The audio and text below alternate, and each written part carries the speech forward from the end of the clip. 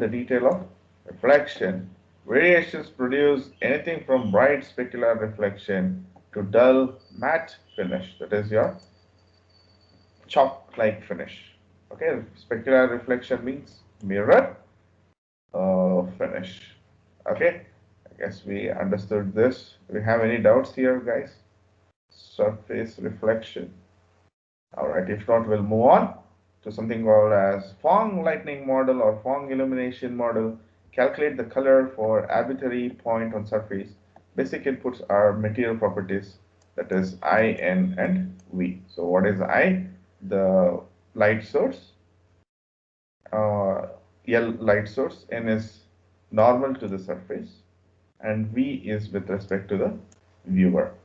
All right, so this is assuming that this is our surface. Not all the time the surface will be flat. The surface can be irregular. The surface can be bent. The surface can be shiny. The surface can be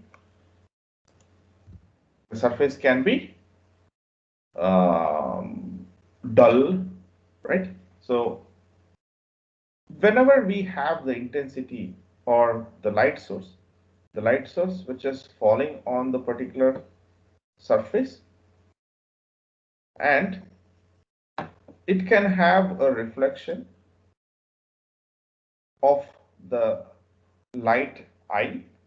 Okay, so light surface, it is from here, it is falling on the particular point and it is reflecting. And we also have a normal. Normal is a perpendicular line which is drawn towards perpendicularly on the surface. P refers to the point in which the light is incident on, and V is nothing but a viewer which is capturing the particular light. Light which is forming on this particular surface will be very bright and shiny, depends on the surface, and gradually the intensity decreases on the other side. This is about the Phong illumination model, which you can basically see. And in that illumination model, we have some basic calculations. Calculate how much primary colors are falling. Start with global ambient light. Add the reflections from each light source. Because red has red reflection, green has a green reflection, and basically blue has its own blue reflection, right? So it falls between 0 and 1. Reflection composed into three forms: ambient, diffuse, and specular. Based on ambient, diffuse, and specular lighting and material properties are differs. Okay, so first we'll look into the ambient, then diffuse, and then specular. Okay, so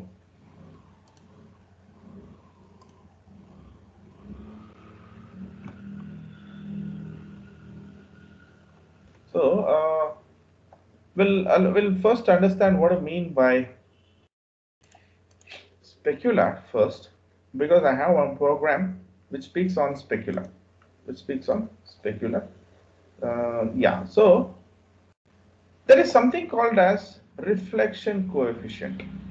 Reflection coefficient refers to, on this particular surface, the reflection is very high. If you zoom it, you can see the light source which is in a circular form. If you zoom it, you can see a light source which is in a circular form, and it is a very shiny surface, So specular reflection has a coefficient Ks. This Ks is lying between 0 to 1. 0 is very dim and 1 is very high, very bright. Shiny surface is very high specular coefficient. Shiny surface will be nearly 1. Used to model specular highlights, but do not get mirrored effect with the technique. So specular reflection will be evenly, it will be moving on. Okay. So shininess coefficient we spoke about. What do I mean by shininess coefficient? So shininess coefficient is the alpha value which we look into. Light S is specular component of light. That means light is falling on the surface. As the on this surface, the intensity is very high. As the surface goes on, so here in this particular surface, it is coming towards the less, very sharp. Um, it is decreasing very sharp. So what about here? And over also, as we come towards on the other side, the shyness coefficient will just go off. Okay, it will not be there. So R is a vector of perfect reflection of L about N. V is a vector to viewer. Phi is angle between. Alpha is the shyness coefficient. Composite, I mean, how do we understand that shyness coefficient is intensity of specular will be equal to the coefficient of specular, and the light component Ls cosine of the alpha with whatever the angle which we are sending, the angle between viewer and the reflected surface. So that's about the specular here. Let's see with how exactly a specular can be seen in the case of example. So this is how the specular looks like. The specular contents look like in graphics. So what have we done? We'll just look into the example here, starting with main.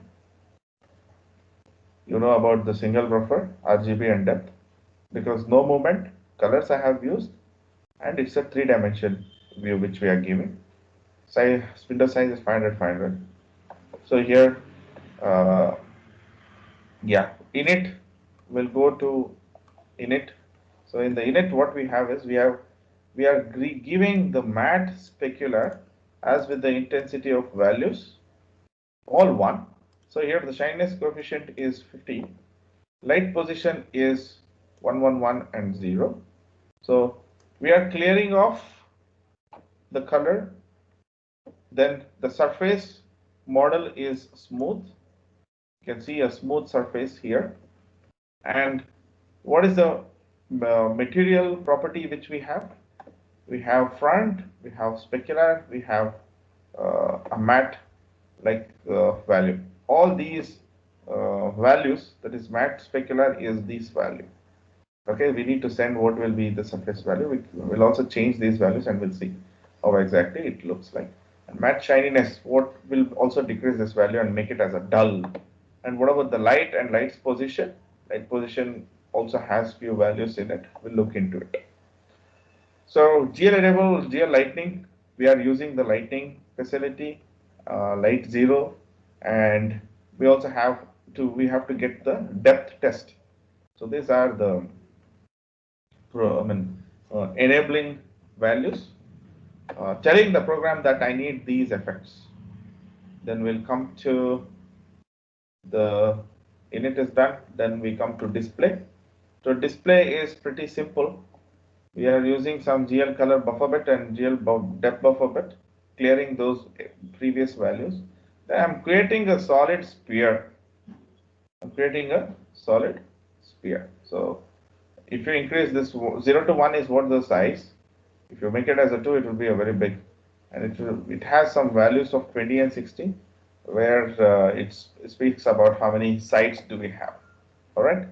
I mean, how is it an exact round, or is it okay if it has nearly cut sides? All right. So then basically we are just telling that at one particular angle we are giving the light sources to whom? To the solid sphere. All right. So this is the example, and reshape anyhow, if I move this object, it will be varying with the width and height. So that's what the width and height of a program is telling. Okay, that's about the reshape. We have seen much of the reshape examples previously. So see to this is having an intensity of 50. The coefficient, shyness coefficient is 50. All right, so let's make it as 150.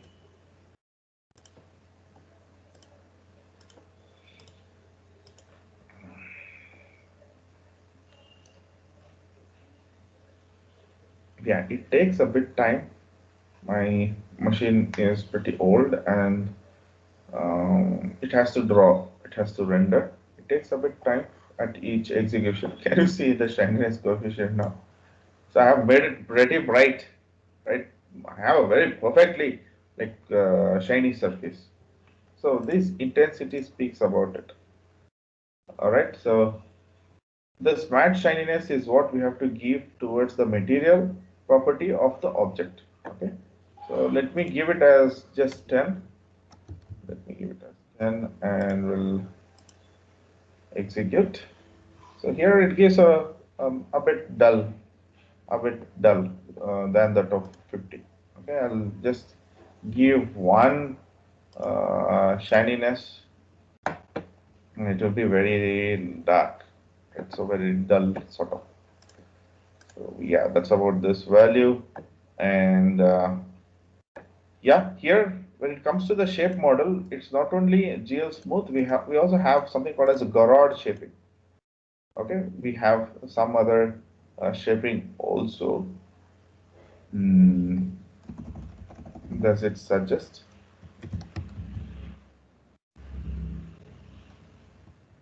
Okay, it does not suggest. Okay, so GL smooth, that means we have a smooth surface here. So we'll come back to this. Then we are actually giving the we are clearing the color with the background, right? If you want any of the values to be specified, you can change those values. And here, with respect to the materials, we have the front, and that means we have the face. We have the face of material, that is the front of it is what we want to see, and the second one is what type of surface it is. So it's a specular surface, that means it is having some light, and we want some parameters for that specular. So those parameters are these. These are the four parameters for the specular. And for the, again with this material, we are also telling that with respect to the shininess, the value is 50, and we are also specifying matte shininess with these values also, the shininess values. Okay. And apart from that, we also have a light V, where the first parameter speaks about the light, right? What sort of a light we have. So we have the position of the light source, and for this light position we have given XYZ axis. Okay, so these are the XYZ axis. So what I'll do is I'll show you an example where XYZ both are 1. That means it is on the, if we consider this as Z, I mean the near as positive Z. Okay, so my port source is somewhere over here. Okay, what I'll do is I'll just negate the value of x. So negate the value of x means it should be a mirror of light. Okay, so here I'll make it as a negative. So compile and run. So can you see the light source? The light has been shifted towards the other side, which was there in the previous. Can you see that, guys? Anybody, please let me know.